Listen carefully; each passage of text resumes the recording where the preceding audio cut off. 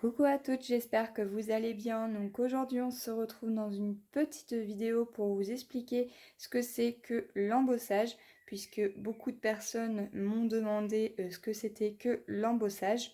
Donc vu qu'il y en a beaucoup qui sont débutantes, je vais vous faire une explication brièvement. Bon, il y a peut-être certaines petites choses que je vais louper, surtout n'hésitez pas à laisser en commentaire des petites choses si j'ai oublié d'en parler. Voilà, donc il faut savoir déjà ce que c'est que l'embossage. Donc l'embossage, c'est quelque chose qu'on va mettre en relief. Donc il y a deux types d'embossage. Il y a l'embossage à froid et l'embossage à chaud. Donc dans un premier temps, je vais tout simplement vous présenter comment on peut réaliser de l'embossage à froid et par la suite on viendra par l'embossage à chaud. Donc par l'embossage à froid, déjà on peut réaliser de l'embossage à froid à l'aide d'une Big Shot. Donc celle-ci c'est le format, je ne sais plus, mais c'est celle de chez 6X, voilà, où je sais que maintenant ils en font des plus grandes. Avec une Big Shot, vous allez pouvoir faire de l'embossage à froid à l'aide de plaques d'embossage. Donc, vous en avez de différentes sortes également. Donc, je vais vous en sortir plusieurs. Vous avez donc ces plaques d'embossage là avec exactement le même nom que la Big Shot. Voilà. Donc, dans un format comme ceci. Vous avez également des plaques d'embossage que vous pouvez trouver sur AliExpress ou sur Wish. Donc par exemple, il y a celle-ci. Voilà, qui est exactement pareil que sur le même format, sauf que la seule chose qui va différencier, c'est que celle-ci a une marque et celle-ci en a pas. Ensuite, vous avez toutes celles qui sont de chez Action. Donc, vous en avez des grands formats comme ceci et des plus petites comme ceci, ou encore des toutes petites comme ceci en petit format. Voilà, donc ça, c'est tout ce qui va nous servir pour faire de l'embossage à froid. Je m'explique. En fait, il va tout simplement vous falloir donc une plaque d'embossage. Vous allez avoir un côté lisse et un côté bombé. En fait, le côté bombé va tout simplement venir gaufrer tous les symboles que vous allez voir ici sur la plaque. Donc pour utiliser ces plaques-là, il vous faudra donc la Big Shot. La Big Shot donc, se compose de deux plaques en plexiglas comme ceci. Alors les miennes sont abîmées, mais vous pouvez en recommander sur différents sites. Ensuite, vous allez avoir donc un support comme ceci. Donc là, vous avez toutes les explications d'indiquer. Donc là, vous pouvez également utiliser cette plaque-ci pour l'embossage. Mais si vous voulez que ça soit beaucoup plus marqué, vous allez utiliser la plaque numéro 1. Voilà. Donc en fait, il vous suffira tout simplement, hop, de la glisser comme ceci. On va faire un test ensemble. De positionner votre plaque en plexiglas. De venir prendre une plaque d'embossage. Donc celle-ci, on va prendre celle-ci de la marque 6X. Voilà. On va prendre un morceau de papier. Hop. Donc là, ce morceau-là mesure 11 par 14,5. Et on va venir tout simplement le glisser dans l'angle qu'il y a ici. Voilà. Et on va venir la positionner ici comme un sandwich. Ensuite, on va venir repositionner notre plaque en plexiglas par-dessus et on va pouvoir venir rouler la Big Shot. Hop. Voilà. Une fois que ceci est fait, on retire tout. Hop. Voilà.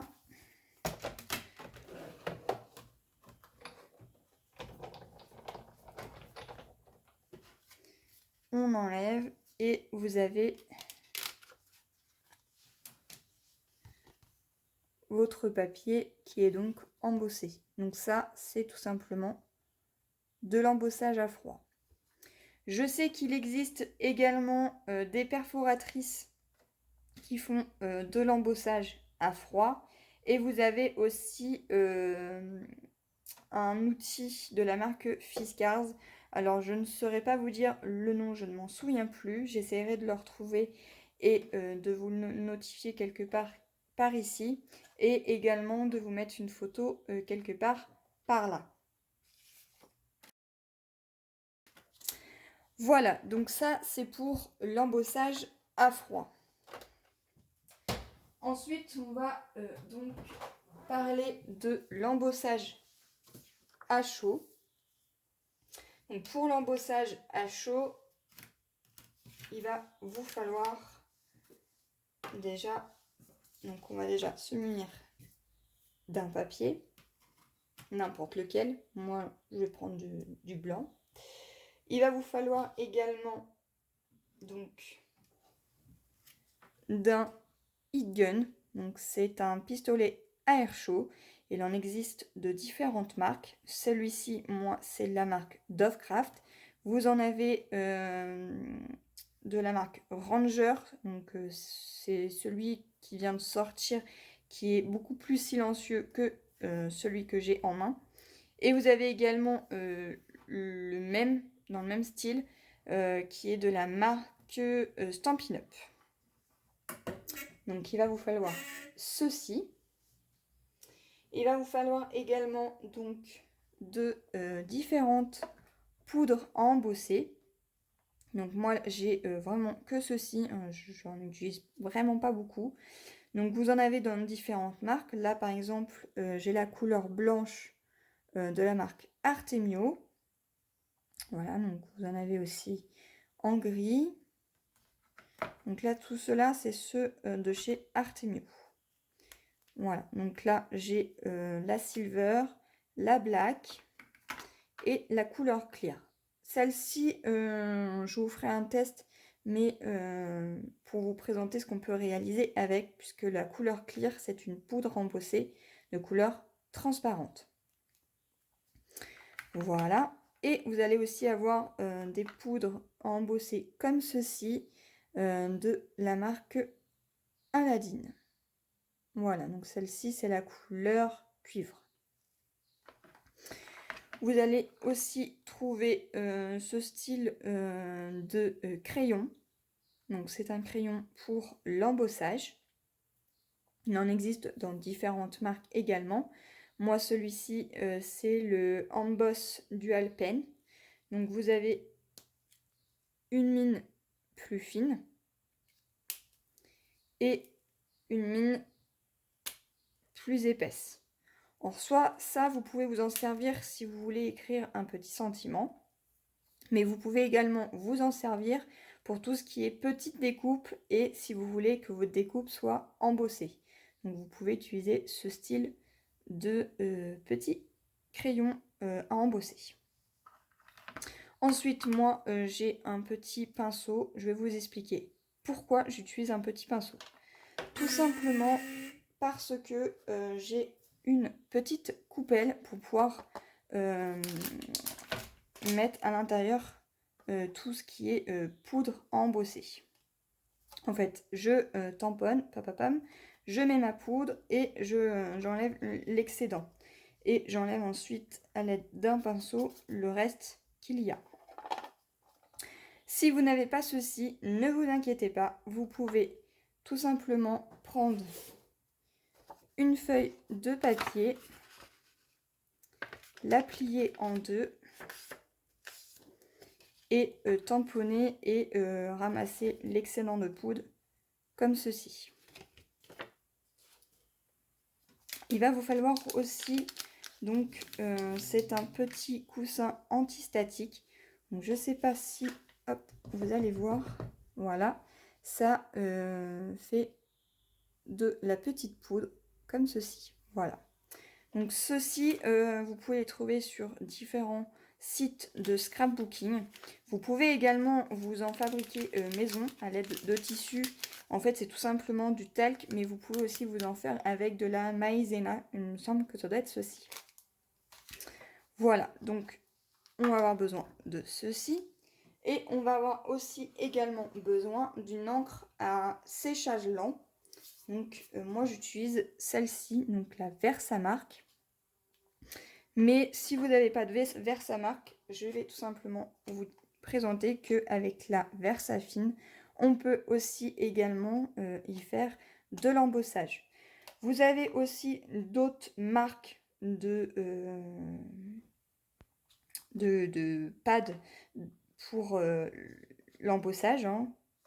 C'est en fait tout simplement un pad d'encre avec un style de colle. Voilà. Donc je sais qu'il y a la Top Boss, il y a la Versamark et d'autres peut-être que je ne connais pas.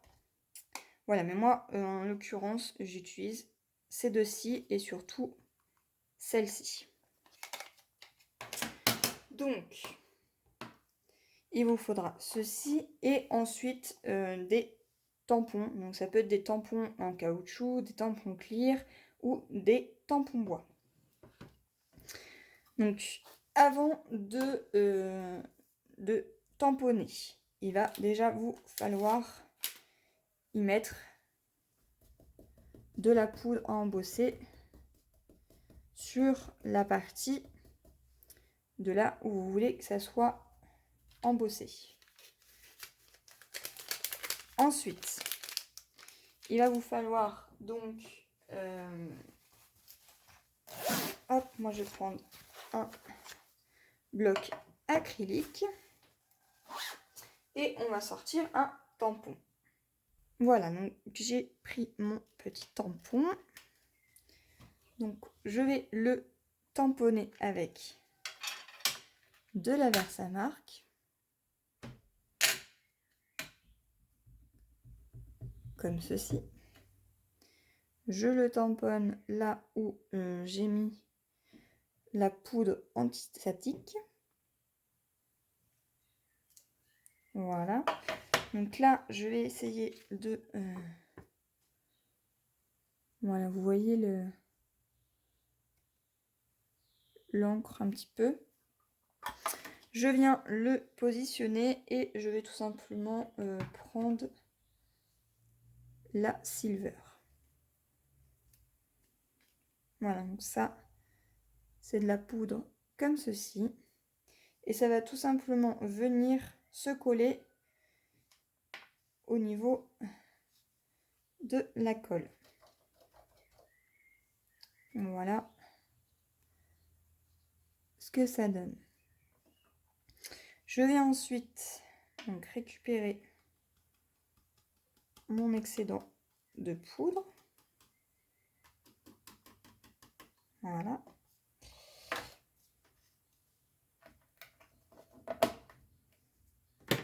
Et je vais venir ensuite l'embosser. Donc vous allez voir que ça va faire beaucoup de bruit.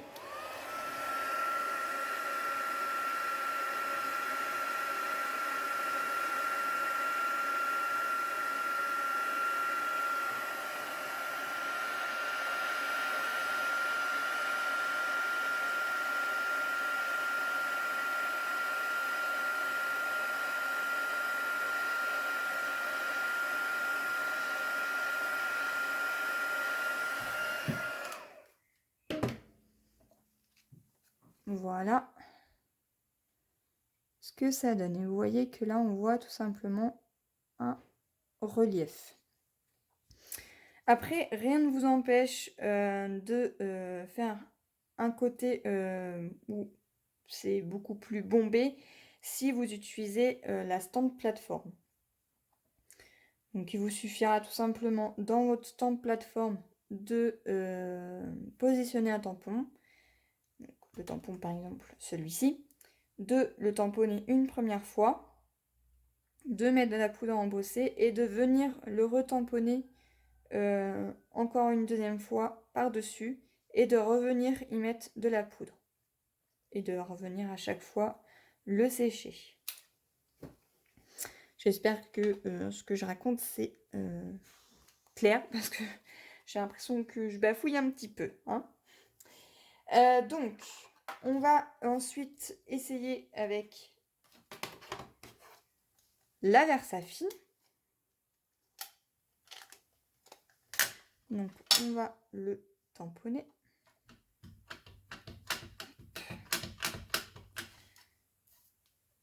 Donc je le tamponne ici. Bon, il n'est pas très bien fait, mais ce n'est pas grave. Je vais venir le positionner ici. Et on va reprendre, et bien on va prendre la blanche.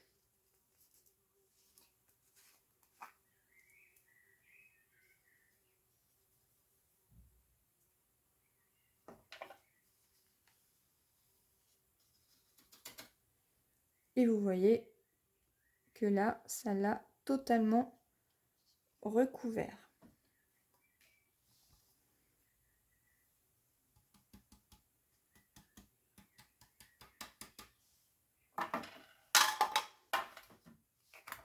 Voilà, pour ceci, pareil, je reprends et je viens chauffer là où j'ai mis la poudre.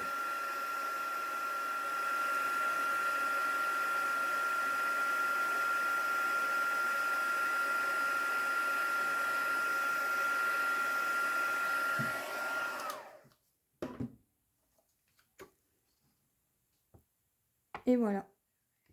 Alors pourquoi ça fonctionne aussi sur la Versafine? Tout simplement parce que la Versafine est une encre à séchage lent. Donc maintenant on va essayer avec le clear. Avant je viens tout simplement nettoyer mon tampon.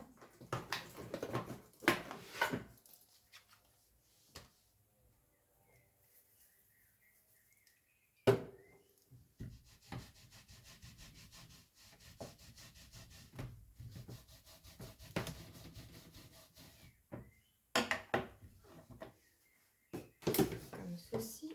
Hop. Je vais reprendre de la Versamark. Je viens tamponner.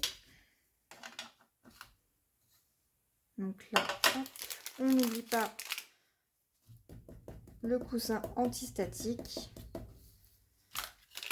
Alors pourquoi j'utilise un coussin antistatique? C'est tout simplement parce que si on a mis de l'encre ici sur le rebord de notre bloc acrylique et qu'on vient s'appuyer, en fait tout simplement quand on va positionner notre poudre, et ben ça va éviter d'en mettre là où on aurait pu mettre la colle en fait de la Versamark sur le bloc acrylique.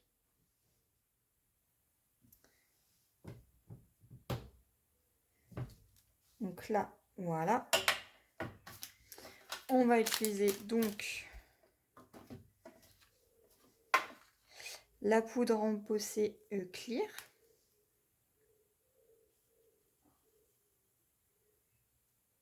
Voilà.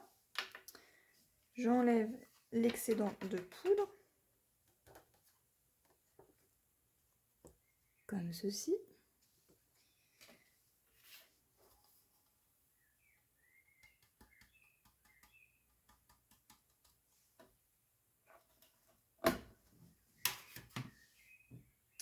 Je viens le sécher.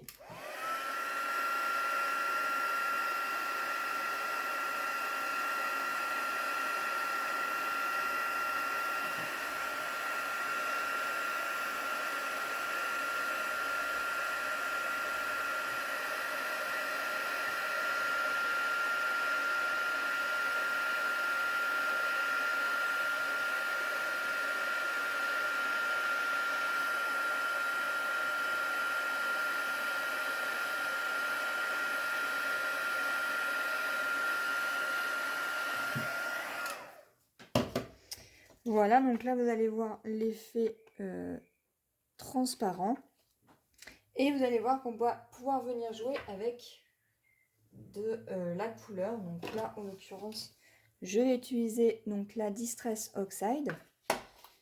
Et vous allez voir qu'on va pouvoir jouer avec le côté transparent, tout simplement, pour pouvoir refaire ressortir le tamponnage.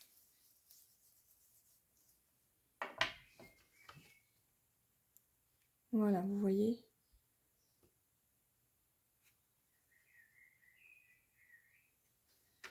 Donc ça, je le trouve plutôt sympa, la poudre embossée clear, parce que si vous voulez jouer avec de la couleur et faire un effet bombé, et bien là, c'est parfait, vous avez trouvé le combo qu'il vous fallait. Donc voilà pour ça. Ensuite, je vais tout simplement tester avec vous le crayon embossé. Donc là, par exemple, qu'est-ce que je pourrais écrire? Eh bien, aujourd'hui, nous sommes vendredi. Hop. Donc là, j'ai utilisé le stylo. Donc là, vous allez voir que ça va faire la couleur marron. Mais si j'utilise de la poudre embossée gris, on ne verra plus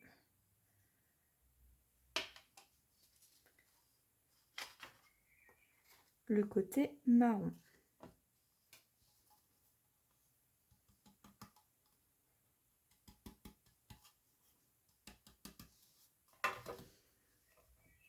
Pensez bien à reboucher votre poudre embossée parce qu'une fois que c'est tombé par terre, vous ne pourrez plus le récupérer. Donc là, pareil, je viens sécher au heat gun.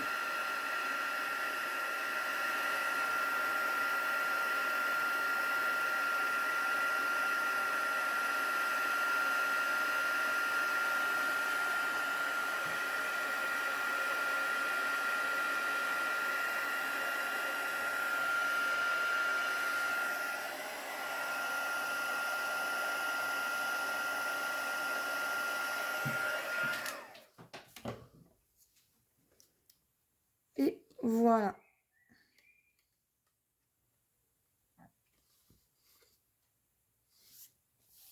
Donc là, vous avez l'embossage à froid et l'embossage à chaud. Donc il vous faudra donc pour l'embossage à froid soit des perforatrices qui font l'embossage à froid, un outil, la Shape Boss, il me semble que ça s'appelle comme ça, la Shape Boss de Fiskars, ou bien tout ce qui est plaques d'embossage, des plaques de gaufrage, pardon, comme ceci, avec la Big Shot, ou bien vous avez donc l'embossage à chaud, où il vous faudra donc de la Versamark, un coussin antistatique. Moi j'utilise un petit pinceau pour mes coupelles.